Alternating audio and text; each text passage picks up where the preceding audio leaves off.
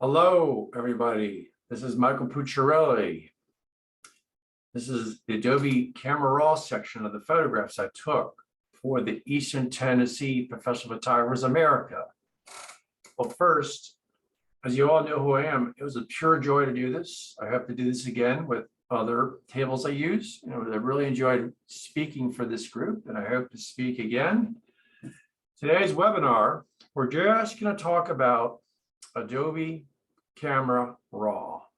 And I'm going to show you how I use Adobe Camera Raw. And then there'll be a separate session for Adobe Photoshop. This session's only going to concentrate on Adobe Camera Raw. First photograph we're going to do is this. It's the glass. It was the one with the blue gel.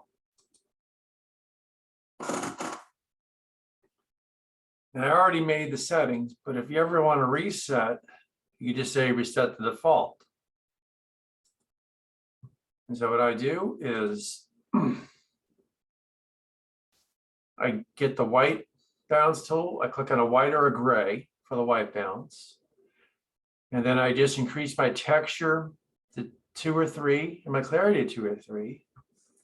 There are many ways to use the basic session. Sometimes I can decrease highlights all the way to negative and plus out the shadows.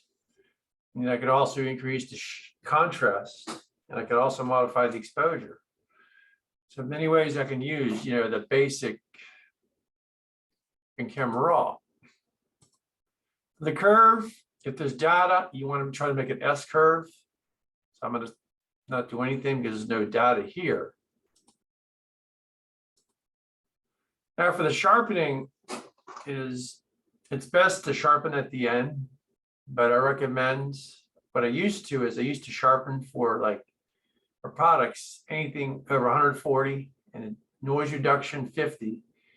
The color noise reduction, maybe 30, 35, but I've done more research and I just like to leave this part alone, but this can be used, but it can be used in many ways. Color mixer, I don't want to touch with. Color grading, it's great for the mid-tone shadows and highlights. I want to leave that alone. For the optics, I want to make sure I have both of these checked. Remove chromatic aberration and use profile corrections. And this profile correction shows the lens. I use the 85-meter lens. This is one of my go-to lenses for product photography, also portrait photography too. And this is, sometimes I use auto, sometimes I don't. And sometimes I could also straighten this out in Photoshop, but I feel like this is way too much to crop, and that's why I just like to leave this alone. But sometimes, a lot of times for geometry, I just click on the A for auto. That's the first photograph. And the second photograph, actually, this photograph is going to be next. I'm going to open it up in Camera Raw.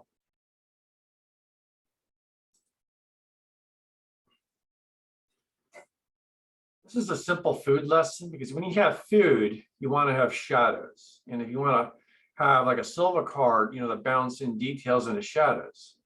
Now, some photographers, they could fire off a flash on a white card. You could bounce in. You could also fire a flash on the silver part that bounce in extra light. But I'll just like to use, one light, we get impact. And you could just use, you just have a silver card that bounce in light or a white card.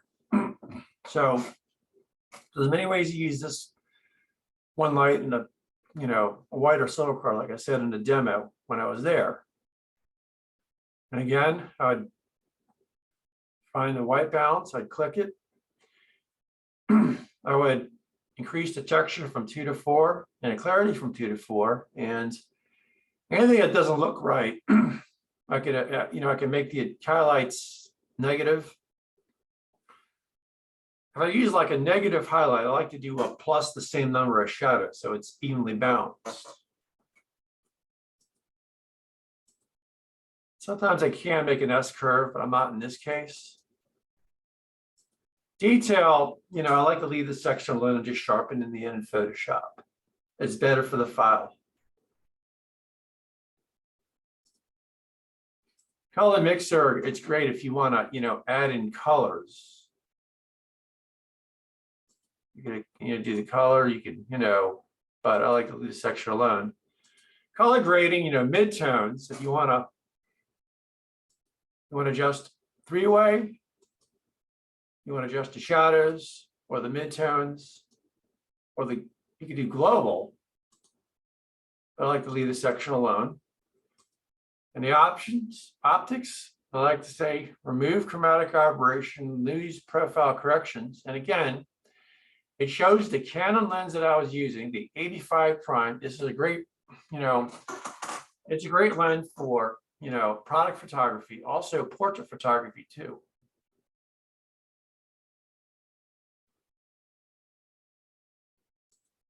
And sometimes, for geometry, sometimes I can do this, sometimes I don't. But in Photoshop, if you forget to do this, there's a way to correct that. And sometimes, the vignetting, if you want to put a vignette, obviously that's too much, but if you want to make it look really natural, and don't worry about the number here, look at the photograph. What do you see? I'm going to cancel because I don't want to make any changes. And the last photograph,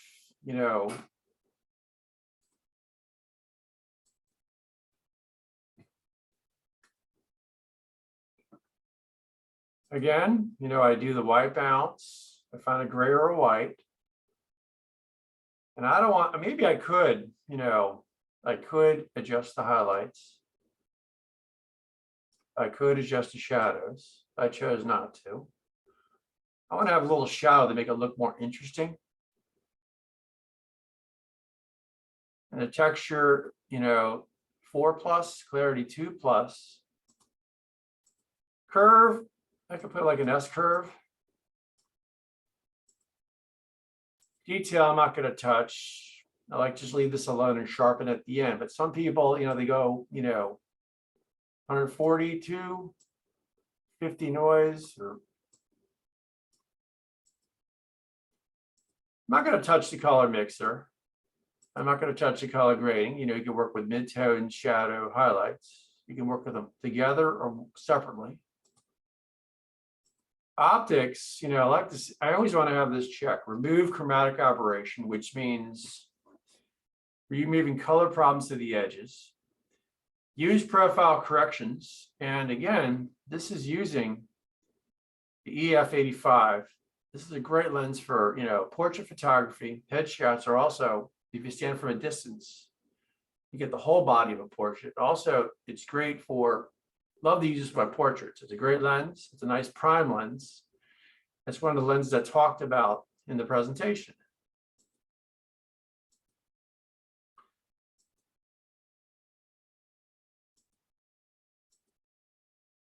And the effects, like if you want to put in vignetting, this is too much. See, look at the photographs.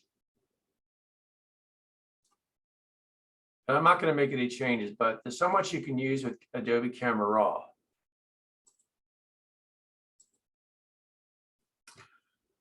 Well, that concludes my presentation on how I use Adobe Camera Raw.